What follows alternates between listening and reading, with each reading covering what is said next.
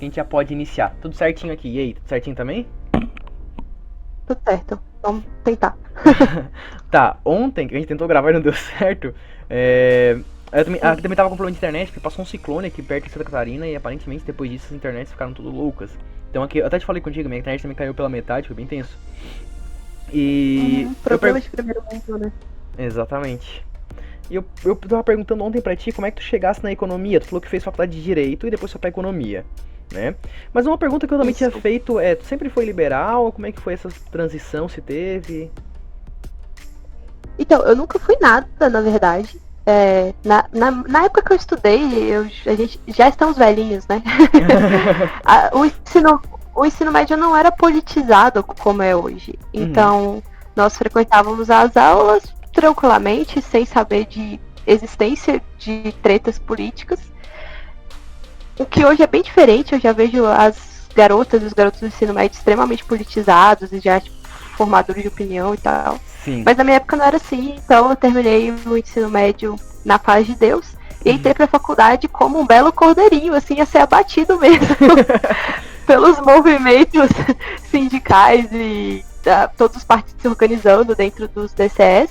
Boa. E é claro, a faculdade é majoritariamente de esquerda radical mesmo, PCO, Levante Popular da Juventude, Juventude do PT, e tudo se organiza ali em torno daquele TCE.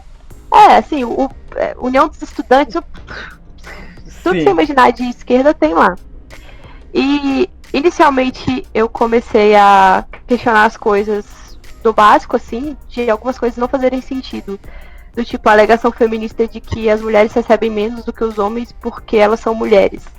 Eu não entendia de economia, eu não entendia de estatística, eu já ficava assim, cara, tá, mas vocês estão comparando objetos comparáveis?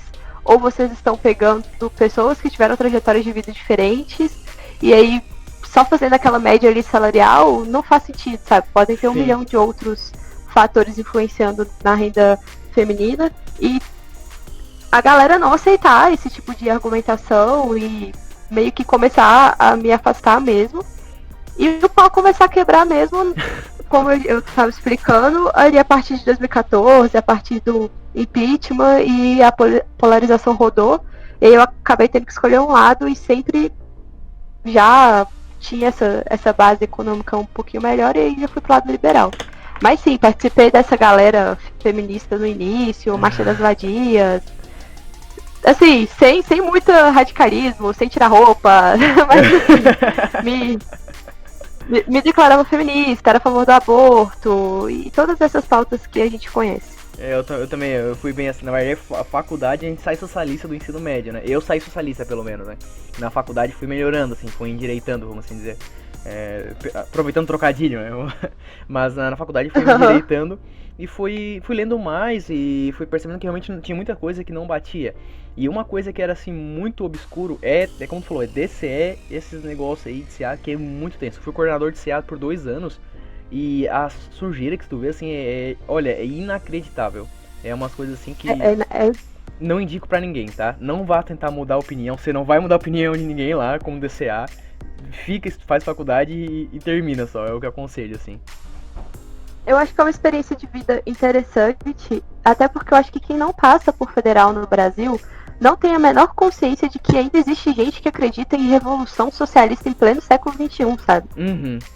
Então, se você não passou por lá, você fica, pelo amor de Deus, muda a fita, que revolução comunista é o quê? Sim. Mas sim, cara. Eles mesmos querem fazer revolução. Eles mesmos que querem fazer revolução e falam assim, não, a gente não quer nada, isso é tudo conspiração. Mas vamos lá, Che Guevara. Tocou Maduro, as coisas. Não, cara, eles são muito cínicos, porque o que mais me irritava era esse cinismo, porque na época ali da PEC do teto do fim do mundo, do teto dos gastos, o pessoal chegou na UFMG, o campus do direito é separado do campus geral, lá na UFMG. E aí a galera chegava e falava assim, vamos fazer uma assembleia de estudante 1h da tarde, e juntava tipo 3 negros do DCE e decidia que ia fechar a faculdade, e a galera passava o cadeado e pronto, e fechava a faculdade assim. Quando chegou pro direito, E tentaram fazer tipo assembleia meio de meia, sem avisar, sem passar por todos os editalzinhos. A galera do direito, que já é muito mais esperta, juizou uma ação, conseguiram uma liminar, suspenderam, não sei o que tem. E foi assim, aí essa galerinha do Levante Popular da Juventude ficou assim, gente, nós jamais fecharíamos a faculdade sem o consenso da Assembleia. Ai, gente, Nós? não, nunca. Somos democráticos. Falamos em prol de um bem comum. Cara, que ódio que me dava daquilo. Tipo, galera, vocês acabaram de fazer isso. Vocês acabaram de fazer isso. É bem isso. Nossa, parece que tu fez faculdade comigo. Porque é bem isso daí, cara. É bem isso mesmo. E é em toda a graduação. Não muda. Não, só muda. É que nem coração de mãe, né? Mãe nunca muda, né? Só muda de endereço. É a mesma coisa, só muda o nome da instituição. As praxis que acontecem lá são as mesmas, assim. Então pra ti foi um pouco sofrido por ter essa ideia mais. Querendo não por ser de direita, mas por concordar por questões de lógica ou de fazer mais sentido pra ti? Foi mais difícil fazer a graduação? Como eu disse, no início eu não senti muito porque eu não me importava. A partir de 2014, faltavam ali 2 anos pra formar, aí já começou a rolar uma perseguição direta mesmo, uns ataques diretos, a polarização já afetou assim as relações internas, as supostas amizades, e aí eu já comecei a ficar com raiva, e eu lembro que eu me manifestava publicamente e viam pessoas me falar assim em inbox falando: ai, eu super concordo com você, mas não me manifestaria porque eu quero entrar no mestrado e o meu professor não... Todas essas coisinhas. Aí nos 2 últimos anos foram sofridos porque, cara, vai cansando, sabe? Você só quer se formar e a galera quer greve de estudante. Aí você precisa ir lá em assembleia, perder tempo. Eu já tava trabalhando 8 horas por dia. Enfim, toda essa confusão que todo mundo que passou por federal conhece mesmo. Me diz uma coisa, onde você fez... Aqui tem um fenômeno muito interessante, aqui em Santa Catarina, na faculdade onde eu fiz, que é o seguinte: esse pessoal do DCE e CA, eles nunca se formam, eles estão pra sempre lá, tipo, repetindo. Acontece aí também? Vá, que triste. Não, primeiro, além de não se formar, eu conheço inclusive um militante da UMST que demorou 8 anos pra se graduar. Eu acho que os caras não ficam lá pela política, eles ficam lá pra pegar caloura, cara. Porque ele sabe que a hora que ele sair da faculdade, ele nunca mais vai conseguir beijar ninguém com aquele papinho socialista. Sim. Aí o cara ficou 8 anos, militante, MST, plau, tretas. Depois, ele foi fazer mestrado na França. E, caralho, vocês nunca vão trabalhar na vida, cara. Nunca. Aí, outra pessoa que, inclusive, deu treta comigo esses dias, porque a galera me achou na internet, tipo, 3 anos depois, e começaram a me xingar e me chamar de fascista, de racista, de machista, de ciclista, de taxista. E aí, essa menina especificamente, que é uma puta patricinha, que nunca trabalhou na vida, eu descobri que, tipo, ela acabou de formar. Tem 3 anos que eu saí da faculdade, ela acabou de formar e já tá no mestrado, sabe? E aí, quando você puxa, assim, o fio, todos estão, tipo, emendando mestrados e doutorados na faculdade. E ninguém acorda e fala assim: bom, hoje é o dia que eu vou começar a trabalhar. Não, não tem esse dia. Eles estão ali por conta mesmo da militância, de se dedicar à academia, de pegar dinheiro do pobre pra fazer tese sobre o sexualismo e o feminismo nos banheiros trans e etc. Nossa, é bem isso mesmo. E eles já engajam num mestrado que é um título que às vezes a gente tem interesse, sabe? Só que é muito politizado. Aqui é muito politizado, sabe? A entrada, a garantia pra entrada... Eu acho. É muito triste, sabe? Não. Pode e falar. A canseira que é, né? Tipo, eu tive um professor que não era de esquerda, um dos únicos, e ele acabou me oferecendo. Ele falou: olha, me apresenta um projeto e tal. Na época eu mexia com mineração. Me apresenta um projeto e vamos desenvolver alguma coisa. E eu falei: cara, eu acho que nem se você me pagasse pra estar aqui, sabe? Nem se você me pagasse pra aguentar a galera. E aí eu já tô numa faculdade particular agora, fazendo meu mestrado, pagando o meu bolso e tudo. E aí, tipo, quando você paga o seu próprio mestrado, aí que você fica mais puto ainda de ver, tipo, a palhaçada que fazem Sim. nas federais. E é claro que existe gente que desenvolve pesquisa de qualidade dentro das faculdades federais. É claro que existe. Principalmente nas exatas. Porque Boa. nas humanas, meu amigo, a qualidade da pesquisa brasileira, eu vou te contar. Uhum. Teve uma menina das ciências sociais que apresentou uma tese fazendo uma análise quantitativa das patentes do Google. Meu Deus, cara. E aquilo ali eu falei, cara, sério? Será que tem análise quantitativa nas ciências sociais agora? Será que estamos mudando? Fui dar uma olhada na tese. Ela fez o seguinte, ela ia analisar as patentes do Google para saber se o Google está usando algoritmo emocional para manipular as compras. Uhum. Show! Caralho! Puta pesquisa, sabe? Uhum. Que foda! Só que eu descobri que ela fala assim, o Google pediu 1000 patentes nos últimos 5 anos. Como eu não consigo analisar 1000 patentes, eu escolhi as 100 últimas. Começamos bem. Eu escolhi as 100 últimas. Aí dessas 100, eu percebi que era assim, 50 páginas de patente cada 100. Aí eu falei, vou pelo título, pra saber qual que tem mais emoção. Desses e pelo título, eu cheguei em 16 e concluí que sim, o Google está usando algoritmo de emoção pra manipular as mídias. Eu fiquei, meu Deus, caralho, tá muito errado isso. Nada enviesado. Que seleção amostral fantástico, cara. Muito bom. Vai diminuindo, você tem que né? desenvolver uma tese só pra você nos contar esse processo de seleção amostral fantástico. Que ninguém tinha pensado nisso na vida. Pra quem não entende mais ou menos essa questão de amostral, é como se ela quisesse saber se a sopa tá bom, em vez de ela pegar uma colherzinha e dar experimentar, ela pegou uma colher, não botou na sopa, jogou fora e disse, tá boa a sopa. A sopa tá maravilhosa. Ah, meu Deus. Comeu a colher? Comeu a colher, né? E falou, é isso mesmo. É isso aqui. É esse o nível que a gente tá falando de pesquisa na área de humanas aqui, sabe? E é muito triste. Porque quando você vai lá pra fora, o mínimo que as pessoas têm é tipo estatística 1, sabe? Uhum. O mínimo que a pessoa vai aprender é fazer uma seleção amostral. Se você tem uma base de dados com 1000 patentes, você não quer analisar as 1000, sabe? Você não quer desenvolver um machine learning ali para analisar os termos. Você não tem essa condição. Vou por amostra. Cara, o mínimo, lá fora, né? Lá fora. Agora que a gente continua nessa banânia, gastando o dinheiro da galera suada, pobre, que é quem paga imposto pagar aqui. Essa monografia. Pra ficar bancando essas patricinhas que nunca vão se formar, velho. Dá muito ódio. É muito triste mesmo. É as 4 formas de gastar dinheiro do Friedman, do livro pra escolher.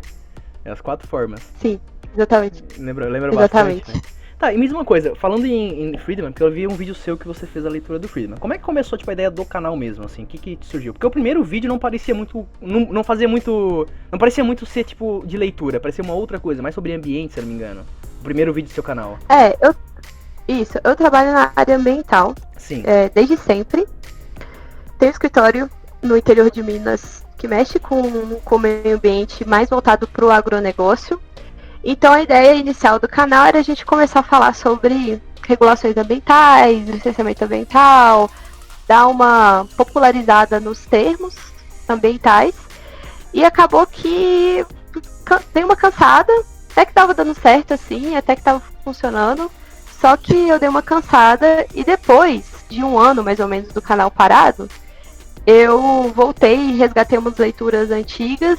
E quando você mora no interior, você não tem pessoas para conversar sobre os assuntos que você está estudando. Eu não sei, pessoas que moram no interior, comentem. Eu já morei. Isso é muito real. Eu quero conversar sobre hike. Com quem que eu vou fazer isso? Aí eu fico enchendo o saco do meu marido, eu fico enchendo o saco do meu pai, ninguém me aguenta mais. Falei, pronto, eu vou pra internet, porque lá tem um bando de doido que também não tem com quem conversar, e a gente junta os doidos tudo no mesmo lugar. Sim. E vai falar de escola austríaca, de liberalismo, dessas coisas todas.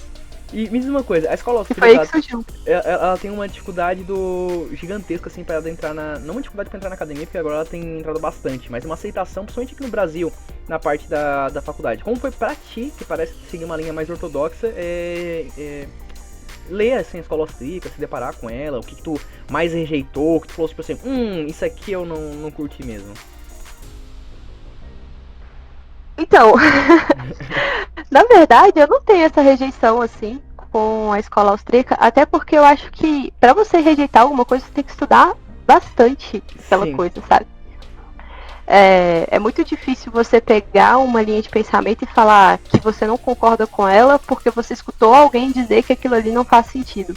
Eu, pelo menos, eu tenho muita dificuldade em fazer isso. É por isso que eu tenho que ler muita baboseira. Eu tô lendo um livro de 2.000 páginas sobre o marxismo porque eu não quero acreditar no que as outras pessoas falam sobre o marxismo. Exatamente. Eu preciso ir lá e conferir. Então, eu não tenho essa resistência com a escola austríaca, eu nunca encontrei porque eu nunca subi essa barreira, sabe? Então tá, eu aprendi de forma ortodoxa, mas depois eu fui, mudei e tudo bem, sabe? Vamos expandir as áreas, vamos procurar outros canais de informação. Ah, bacana. O pessoal pediu muito pra gente debater, mas a gente não tem muita divergência pra debater. Acho que a gente tem mais concordância, principalmente na parte de leitura e tudo mais.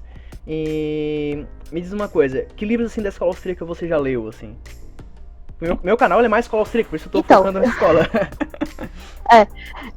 Eu estou devendo a Ação Humana, do Mises, porque todo mundo me fala que é o livro base. Sim. Que é, assim, comece por Ação Humana. Eu já li aquele panfletinho do Rothbard e li também o Democracia e o Deus que Falhou. Sim. Do resto de escola austríaca, eu li bastante, eu ouvi bastante coisas na internet. Então, de leitura mesmo, eu não tenho base. Por isso que eu falo que eu não tenho nem base para criticar, porque eu não tenho base bibliográfica para criticar. Então, de leitura mesmo, são só esses panfletinhos, as 6 lições do Mises, que não é ANCAP, mas que dá essa base bacana. Preciso toda a Ação Humana e já li Hope, que é o Democracia e o Deus que Falhou. Tu vai ler Às vezes vai ler outras coisas assim, mas não associei, sabe? Tu tá lendo agora esse negócio de marxismo que tu comentou. Um livro que, assim, eu indico pra você ler é o Teoria e História do Mises, que ele faz uma análise mais metodológica e epistemológica da parte do marxismo. E também tem o Fundamento Último da Ciência Econômica, que eu acho interessante. Se tu for ler Ação Humana. Então fica aí 2 dicas aí, quem sabe traz pro canal essas 2 leituras. É bem legal, assim, eu achei bem interessante. Agora me diz uma coisa, economista, assim, que tu mais admira? Hayek. Pra começar, é o Hayek. Eu jurei que ia ser Friedman, Não, eu gosto muito do Friedman, já vi palestras, já li, acho que 2 ou 3 livros do Friedman, gosto bastante, mas o Hayek, ele conquistou meu coração com o Caminho da Servidão, e agora eu tô terminando o The Constitution of Liberty. As premissas são muito boas, e eu acho que ele explica muito melhor o que está acontecendo do que os outros economistas. Falando, assim, de economia mesmo eu não posso falar, mas falando de filosofia política, sabe? Porque o Hayek, na verdade, ele tem obra em psicologia, em direito, ele foi um cara, assim, bem ferinho, assim, na parte de discussão mesmo, de conhecimento de ciência social, em geral.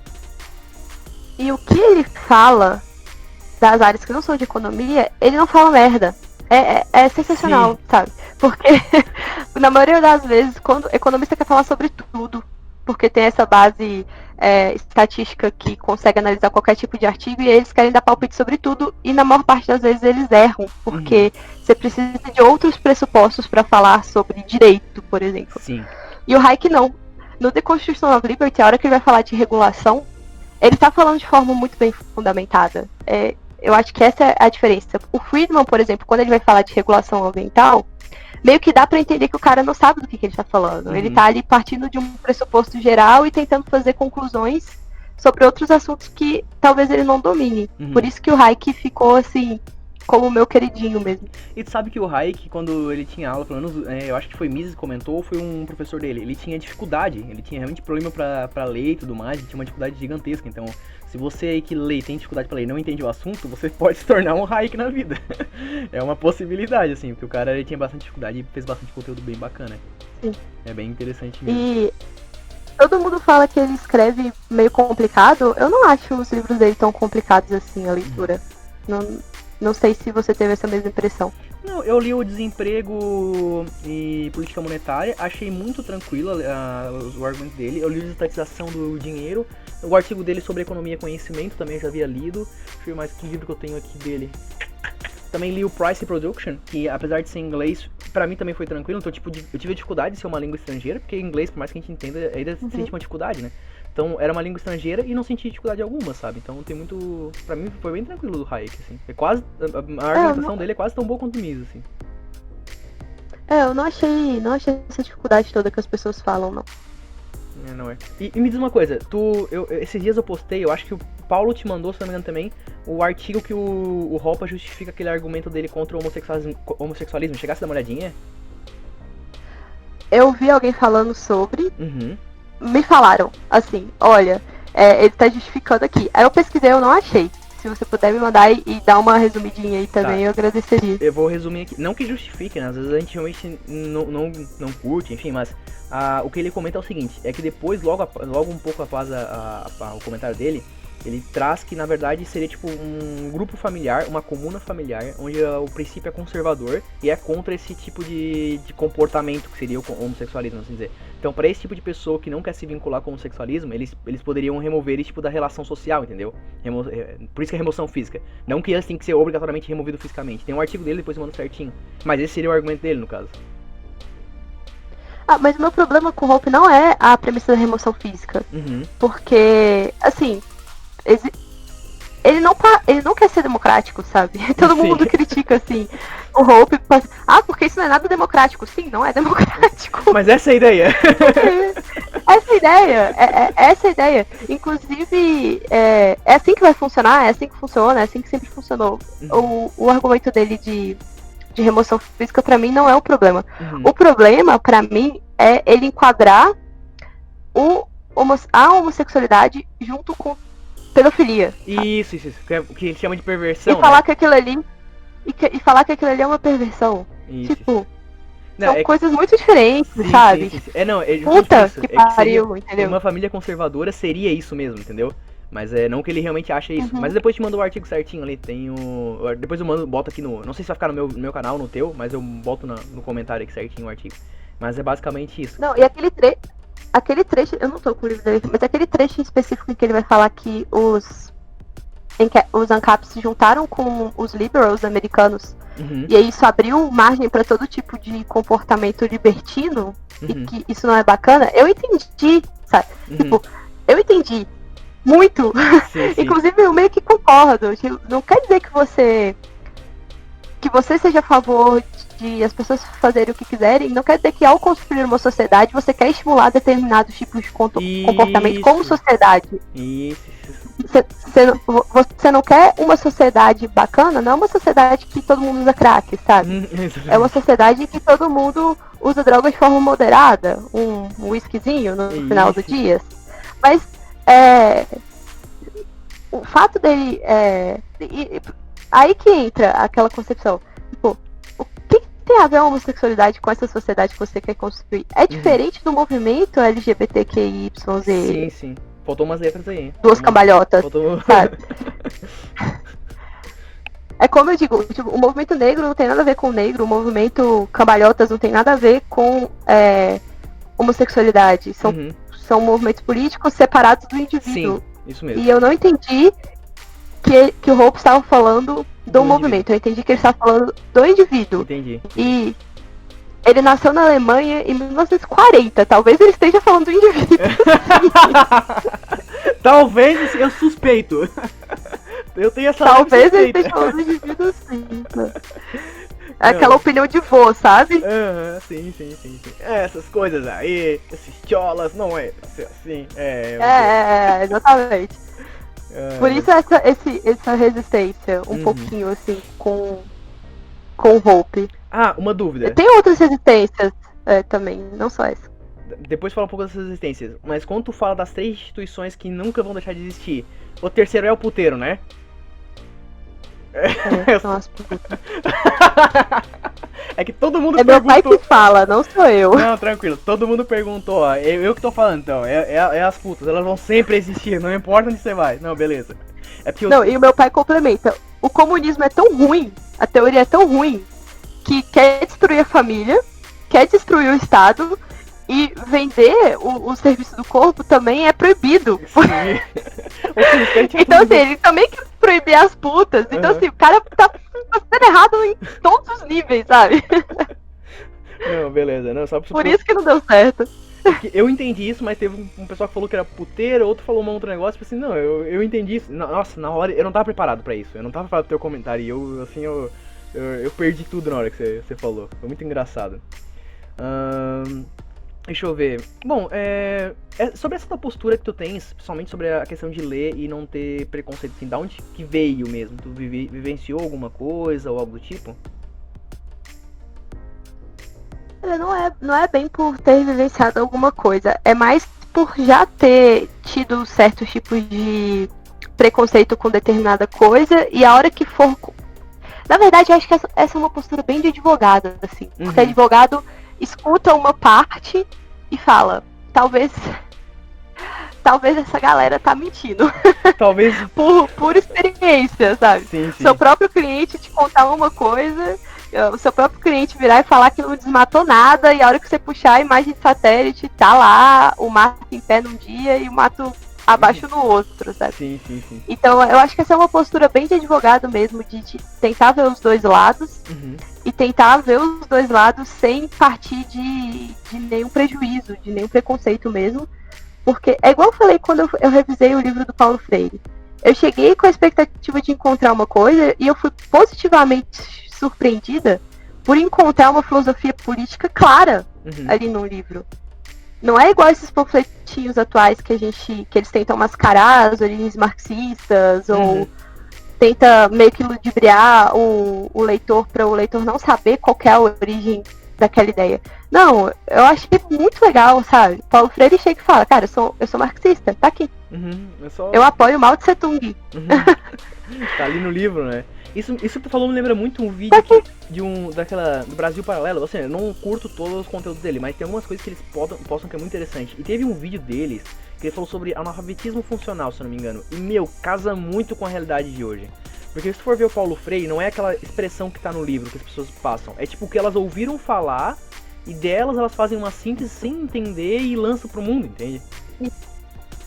Isso. Não, o Paulo Freire eu acho que o Paulo Freire e o Olavo de Carvalho são os opostos. É o Megatron. Mas, assim, isso. É o Megazord da falta de conhecimento. Porque você tem a galera acusando o Paulo Freire de ser Y sem não ter ideia do que o Paulo Freire fala. Sim. E você tem uma outra galera do outro lado acusando o Olavo de Carvalho de ser 2Y, também sem ter ideia do que ele fala, sabe? E se você não der a oportunidade de ir lá e ler o cara, não vai rodar. Porque tem muito ruído em torno. Tem uns autores que você ainda pode ler pessoas falando sobre eles e tudo bem. Agora, autores muito polêmicos, fica muito ruído em volta. Não tem como. Eu vou te dizer que... Não tem como. Por isso que eu evitei. Oi? Eu até evito ler comentários sobre determinada obra antes de ler a obra, sabe? Geralmente eu dou uma olhadinha em resenha só pra ver mais ou menos o que o pessoal acha. Mas sobre o Olavo de Carvalho que você trouxe, na faculdade, assim, ó, eu vou te dizer, em economia não tinha ninguém que valesse a pena discutir, porque era muito, tipo, não tinha justificativa pra argumentação da pessoa. E na faculdade de economia as pessoas é muito vendido, tipo, a conclusão. Então, tipo, tinha gente aceitando ideias desenvolvimentistas e liberais ao mesmo tempo, sem saber que são contraditórias. Mas tinha um cara que ele era discípulo do Olavo de Carvalho, que ele era fera, ele sabia justificar epistemologicamente, o cara era bom. E, tipo, ele me apresentou uns conteúdos, e dos conteúdos que ele apresentou, a única coisa que eu discordei foi a crítica do Olavo de Carvalho ao Manuel Kant, por exemplo. Que deu pra ver que ele realmente viajou um pouco. Mas o resto, o cara é realmente muito bom, assim. Então, tipo, eu acho que se tu for despedir preconceito pra ler, tanto o Marx, o Olavo de Carvalho, o Paulo Freire, tu vai realmente se dar o luxo de entender aquilo ali, entende? Então é uma coisa realmente muito mascarada. Não, Pode falar. especificamente sobre o Olavo de Carvalho, inclusive, os primeiros livros da trilogia mais famosa, eu não consigo. Eu li os dois, mas eu não consigo fazer um juízo de valor porque eu não tenho o conhecimento necessário para saber se aquilo ali tá certo ou se tá errado. Então, assim, são livros tão densos, com tanto conteúdo filosófico ali, que eu não li Kant pra saber se a crítica dele a Kant tá certa.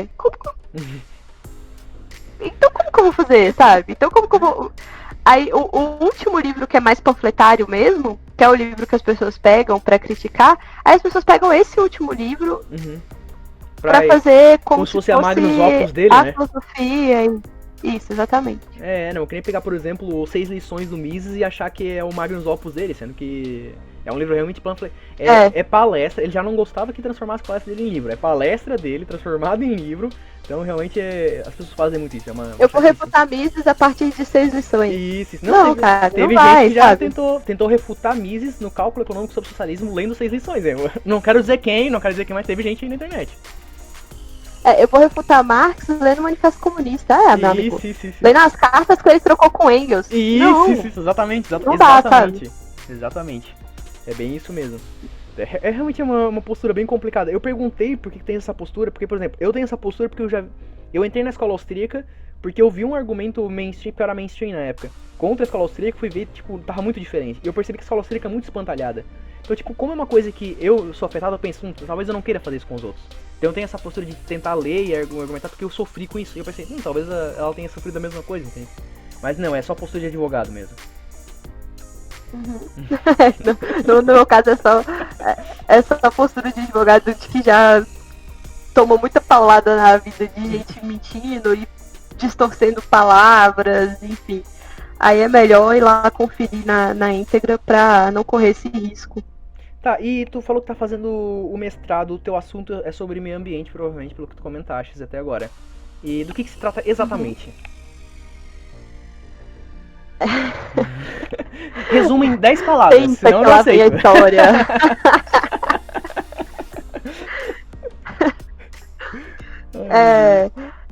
Na verdade, eu tô analisando os efeitos do desmatamento e a sua relação com o PIB. Tá. Então eu quero entender se realmente desmatar vai gerar riqueza. E esse é um tabu gigantesco, porque a maior parte das pessoas que não entende do assunto vai te espantalhar o assunto falando que isso é ideia do século passado, jogar mato no chão não gera riqueza, e a gente tem que produzir com as terras que a gente já tem abertas, porque o Japão... Eu discuti com um cara famoso, sabe, sobre isso, e a galera acha isso mesmo. E existe uma base de pesquisa bem grande que vai associar o desmatamento à curva de Kuznets. Para quem não sabe, a curva de Kuznets prevê que você vai... Inicialmente, ela foi pensada no seguinte, que à medida que um país vai crescendo, a desigualdade vai aumentando até chegar em determinado ponto, um ponto de inflexão, isso é revertido e a desigualdade passa a diminuir. A curva a desigualdade diminui enquanto o crescimento continua. Isso mesmo. Crescendo. A curva de Kuznets original não se sustentou, não funciona bem assim. A gente já viu países passando e voltando e regredindo na desigualdade, então não rolou bem. Mas, especificamente para o desmatamento, a gente tem encontrado um padrão de curva de Kuznets muito grande. Então funciona assim, à medida em que o país está se desenvolvendo, ele vai perder cobertura florestal, até chegar em determinado ponto, esse ponto de inflexão, no qual o país ou ele vai estabilizar ali em X% de território protegido, ou ele vai passar a reverter o desmatamento e passar a reflorestar. E a gente viu isso acontecer aqui no Brasil, em São Paulo. São Paulo zerou o desmatamento em 2011, parece. E agora o estado de São Paulo está sendo reflorestado. Tá, Eu estou pretendendo fazer um estudo para o país sobre isso. O que provavelmente vai ser bem mais contribuinte do que as 1000 patentes que foram divididas em 10 e pelo título, né? Mas enfim, me diz uma coisa. Se conseguir sair, né? o que tu achas que mais impacta nisso? É o quê? Restrição tecnológica? É cultura? Tu chegou a ver causalidade? Existem várias explicações de por que isso acontece. Tem expansão populacional, tem expansão de áreas agricultáveis, tem, mas principalmente o fato de que preservação ambiental custa caro. Então, para você conseguir valorizar uma floresta em pé, você tem que ter comida na mesa. Sim. Antes de você conseguir pagar pela floresta em pé. Então, em determinada renda per capita, quando as pessoas atingem determinada renda per capita, elas podem estar mais dispostas a pagar mais caro por produtos desde que eles tenham um lastro ambiental. E é o que a gente vê nos grandes condomínios. Então, quando você pega fotos aéreas assim, de satélite, você vê que áreas pobres são pouco florestadas porque você precisa aproveitar o espaço. Cada metro quadrado importa. Já em áreas ricas, você vê naturalmente as pessoas deixando áreas de bosque e etc. Porque elas podem se dar ao luxo de não utilizar aquele espaço. Então, o bem ambiental é um bem de luxo nessa teoria. Caraca, interessante. Tem as outras explicações também, assim, de por que isso aconteceria e por que passaria a reverter. Tecnologia, pode ser que chegando a determinado nível de renda, a qualidade das instituições melhore também. E aí você passa a ter um feedback muito maior. Tem estudos entre democracias e preservação ambiental, e democracias fracas são ruins para preservação ambiental, piores do que ditaduras. Sim. Mas democracias fortes são melhores para proteção ambiental e por aí vai. Nossa, bacana. Bacana. Pô, bacana mesmo. Boa sorte. Mas qualquer coisa já sabe, né? É só pegar os títulos. Eu só preciso rodar 1 milhão de dados, eu só preciso rodar a base do IP inteira e pronto. Nossa senhora, boa sorte. Boa sorte mesmo, porque olha só, eu fiz a minha monografia, ela foi sobre o ciclo econômico aqui no Brasil, sobre as medidas crediciárias da época da Dilma, mesma coisa assim. Em que ela fez a liberação de crédito direto ao consumidor, né? Aquele crédito dado por instituição pública e tudo mais. E eu tive que fazer todo o cálculo à mão, porque o meu coordenador, ele que ia me orientar, ele acabou não me orientando. Aí o rapaz que me orientou, ele também estava meio ocupado, então eu tive que ler o livro de estatística de economia de novo, sozinho, para fazer o cálculo na mão. E meu Deus, foi muito chato, tá? Foi demorado e não tinha tanta... Eu acho que tinha 200, 300 observações no máximo. E se 200, 300 observações já foi um saco, imagina pra ti que deve ser assim, ó... Nossa, muito mais... muito mais dado, né? Tu tens mais ou menos uma noção de quantas observações tu tens aí? Não, os dados são georreferenciados, eu tô mexendo na ArcGIS ainda. Você tem que ficar pronto pra outubro. Aí eu já descobri que tem 1 milhão de... Ai... Tu tá fazendo tratamento de dados ainda? Eu tô fazendo tratamento de dados ainda. Fazendo tratamento de dados. Boa sorte. Porque tem 1 milhão de problemas na base de dados. Enfim. Pô. Estão na luta, vai dar certo. Até dezembro isso sai. uma hora sai. Tem que sair. Uma hora sai. Tá, então, eu particularmente acho que sanei assim, a maioria dos pontos que eu tinha. Eu acho que não tem mais nada pra perguntar. Tu queres falar alguma coisa? Queres perguntar alguma coisa também? Pode ficar à vontade. Cara, eu queria só agradecer mesmo o bate-papo. E assim, manter essa comunicação entre os dois mundos. O mundo mais conservador e o mundo dos ANCAPs, pra galera não virar o Paulo Cogos e sair de gladiador na rua querendo brigar com todo mundo. Sim. Não, eu até falei, eu não sei se você viu essa série de O Um Estranho no Paraíso. Mas enfim. Não. Não viu? Não é uma série legal, eu aconselho. E tem uma parte que o cara fala assim, olha, ele tá pedindo conselho pro pai dele, que é adotado, né? E ele fala que não tá dando certo com a relação com a menina. E ele falou assim, olha, em vez de tu olhar pras coisas que separam vocês, olhem pras coisas que unem. Então eu comecei a tomar isso como medida, assim, pra socializar e tudo mais. Até porque se tu for conversar com alguém e tu queres vender uma ideia, não vai ser, tipo, xingando a mãe da pessoa, que provavelmente ela vai se sentir convencida, né? Vai ser, tipo, mais tu conversando, tentando entender um ponto dela, um pouco de empatia. Então eu gostei mesmo do bate-papo com esse ponto. E a maior parte das divergências das pessoas, que eu já reparei, é porque elas não estão falando da mesma coisa. Uhum. Elas estão discutindo coisas diferentes. Sim. E elas acham que estão falando da mesma coisa, e elas ficam tipo... E... Não, vocês nem estão falando sobre o mesmo assunto, sabe? Sim. Se você parar... Claro que existem bases irreconciliáveis. Igual quando eu fui discutir com o marxista sobre Paulo Freire. Uhum. E aí... o Mao Tse Tung não é um genocida. Então, assim... São bases irreconciliáveis. Uhum. Porque se eu tô falando que uma pessoa não pode ser usada como referência educacional porque ela idolatra genocidas, você tá falando que o cara não é um genocida, chegamos num ponto em que não vai haver mais discussão. Agora, em 99% das outras discussões, é assim. Sim. Eu tô falando de água, a pessoa tá falando de batata. Sim, sim. Não, é bem complicado mesmo. Esse negócio de negar também é bem complicado. Esses dias eu vi de uma menina chamada Laura Sabina, eu acho. Daí ela assim... Ela comentou o seguinte, porque dizem que na Cuba eles fuzilam LGBT, mas na Cuba ninguém foi fuzilado exclusivamente por ser LGBT. Ou seja, foram fuzilados, mas não porque eram LGBT, entende? E é bem complicado mesmo. Aqui, eu tô atrasada pra uma reunião agora. Não, e eu tranquilo. preciso ir, urgente, acabaram de me ligar. Uhum. Sinto muito. Finalizando aqui rapidamente, muito obrigada, sério. Então tá, obrigado mesmo, tá? Até mais. Tá, tchau. Tchau.